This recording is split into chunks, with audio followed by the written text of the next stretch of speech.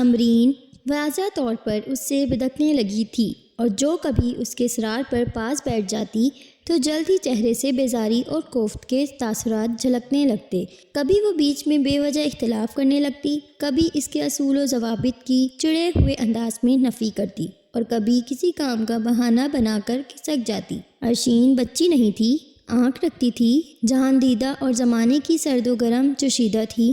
اس کے جان چھڑانے اور بھگتانے والے بیزار کن رویوں کے پس پردہ جھلکتی اس کی خود سری اور بغاوت کے رنگوں کو پہچان سکتی تھی۔ اسے اس نقطے تک رسائی پانے میں دیر نہیں لگی کہ ہزار ضبط و وسیع کے باوجود امرین کے وجود سے وابستہ اعتبار و یقین کی چٹان اپنے مرکز سے سرکنا شروع کر چکی ہے۔ وہ امرین کو کھونے لگی ہے اور یہ احساس بڑا روح فریبا اور اعصاب شکن تھا، دل کو چیر ڈالنے والا، پیس کر رکھ دینے والا، مار دینے والا، ختم کر ڈالنے والا۔ اس صورتحال نے عرشین کے دماغ کو کھولتے ہوئے الاؤ میں بدل ڈالا تھا۔ ذہنی تناؤ کے باعث کام بھی ڈھنگ سے نہیں کر پا رہی تھی۔ دراصل وہ امرین کے معاملے میں شروع سے بہت حساس رہی تھی، شروع سے اپنے تمام تر جذبوں اور محبتوں کا مرکز و محور اسی کو بنایا تھا، اسی پر کھلی تھی۔ صرف وہی تھی جو عرشین کے بظاہر مضبوط مگر اندر سے الجھی بکھری ٹوٹی ہوئی ذات کے تمام تر حساس پہلوؤں سے مکمل طور پر آشنا تھی۔ کیا میں نے ایسا کر کے غلط کیا تھا؟ وہ اگلے روز شام کو نازو کے روبرو قدرے شکستگی کے عالم میں دریافت کر رہی تھی۔ یار، امرین عمر کے جس دور سے گزر رہی ہے اس لحاظ سے اس کا رد عمل نارمل ہے، تم کیوں خواہ کانشیس ہو رہی ہو؟ نازو نے ٹھہرے ہوئے انداز میں سمجھایا۔ عمر کے ساتھ ساتھ خیالات و احساسات اور پسند ناپسند بھی تبدیلی آتی جاتی ہے۔ پہلے امرین تمہاری شخصیت کے تلسم میں تھی، ساری دنیا سے بے خبر، بس تمہاری ذات کی ہمگیری میں گم تھی۔ اب وہ اس حصار سے نکل کر اپنی آنکھ سے دنیا دیکھنا چاہتی ہے۔ تمہاری بصارت کا سہارا اب اسے درکار نہیں رہا۔ وہ زندگی کے لمس کو بذات خود اپنی پوروں پر محسوس کرنا چاہتی ہے۔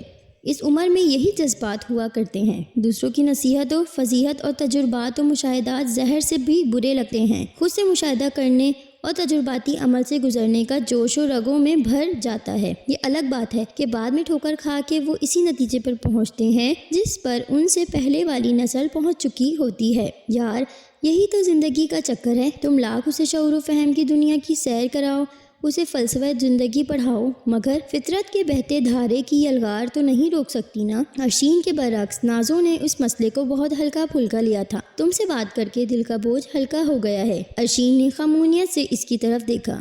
کبھی یہ انداز صرف امرین کے لیے مخصوص ہوا کرتے تھے۔ اس نے آہ بھر کر سوچا، قبضہ اسی مکان پر ہوا کرتا ہے جو خالی ہوں، اور اس کے دل کا مکان ویران ہو چکا تھا۔ امرین ایک طویل عرصے تک اس کے تخت دل کی مطلق العنان ملکہ رہی تھی، اور اب اس شہر کو سنسان کر کے اچانک کسی اور دیس میں اڑان بھر چکی تھی۔ دل کا آنگن خالی تھا۔ کہہ سن لیا کرو یار۔ نازو نے اسی مخصوص دوست در انداز میں اس کا کندھا تھپ تھپایا۔ مشکل یہ ہے کہ تمہارا کام بہت ہے اور ہمراہی کسی کی نصیب نہیں۔ تمام محاذوں پر تنہا بر سر بیکار ہوں، اس لیے تو اب تھکنے لگی ہوں۔ عرشین نے ہار کر اعتراف کیا۔ یوں لگتا ہے چاروں طرف وحشت کا صحرا آسمان کی وسعتوں کی طرح پھیلا ہوا ہے۔ پھر کوئی ساتھی چن لو۔ نازو نے درد بندی سے مشورہ دیا۔ تم تو جانتی ہو، پھر بھی ایسی بات کر رہی ہو۔ عرشین نے شکوہ کناں نظروں سے اسے دیکھا۔ مجھے تو اپنی ذات کا اعتبار نہیں رہا۔ مردوں کی تہ در تہ پیار جیسی خصوصیات رکھنے والی صنف سے کیا امید لگاؤں گی؟ اس زمن میں اپنوں کے لیے دیے ہوئے زخم ہی بہت کافی ہیں۔ ایک نیا تجربہ کرنے سے کیا حاصل؟ اور سچ پوچھو تو اب وہ حوصلہ اور جستجو بھی نہیں رہی، کسی کی محبت پرکھتے کی، کسی کا التفات آزمانے کی۔ چھوڑو یار، یہ سب دل کے ولولے سے عبارت ہیں، اور اپنے پاس دل کہاں۔ پھر اس نے سر جھٹک کر یکسر موضوع بدل دیا۔ کل تمہارے ماموں ممانی آئے تھے، کیا فیصلہ ہوا؟ آج سے ٹھیک 1 ماہ بعد ماں بدولت رخصت ہو جائیں گے۔ نازو نے خیالی کالر اکڑاتے ہوئے شوخی سے کہا۔ ارے سچ؟ مبارک ہو بھائی۔ عرشین نے دلی مسرت کا اظہار کیا۔ پھر وہ گزرنے کا پتہ ہی نہیں چلا۔ نازو کی شادی کی تیاریوں میں اس نے ہاتھ بٹا کر حق دوستی ادا کر دیا۔ اس مصروفیت کا یہ فائدہ ہوا، امرین کے دن بدن بدلتے تکلیف دہ رویوں پر کڑنے جلنے کا موقع نہیں ملا۔ شادی پر ساتھ بھی آ پہنچا تھا۔